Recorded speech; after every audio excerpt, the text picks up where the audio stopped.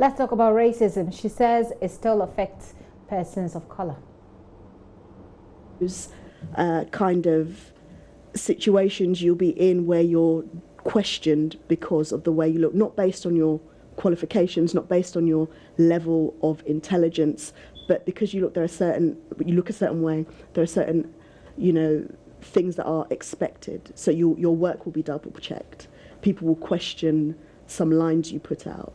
Like I said, I was educated in the UK. I was quite well educated, but you'll have people attempting to question my level of English, which is quite offensive. The difference is these days, because there are more famous black people, they are held up to a certain standard. People think that racism has gone away.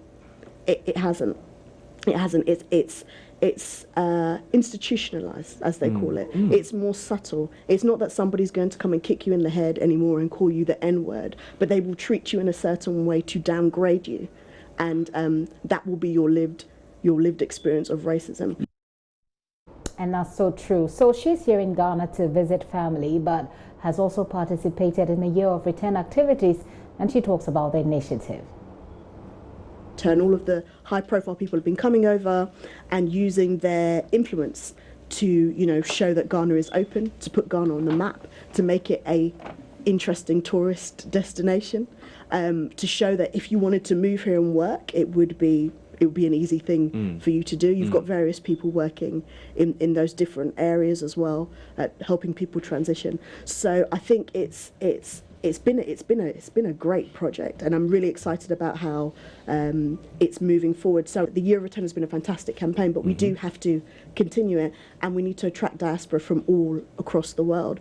I was having a conversation with somebody yesterday about the positive impact that being in Ghana can have on people, and I think about in my own constituency and everywhere else where you've got issues of youth violence amongst young black people, and that is stabbing is a big thing. Oh, it is. It's a very big thing, and a lot of it is linked to socio-economic issues. So it's not just they're going around and they're naturally violent. Because in Glasgow a few years back amongst the white gangs, they were doing the same thing, and it was the same thing. It was about poverty and things. But do you know what? There are poor people in Ghana, and they're not stabbing each other. So we need to look at what other effects being a black person and being of a low socioeconomic background is having on the youth in the UK, and perhaps what a positive link with their countries of origin could have on their personal.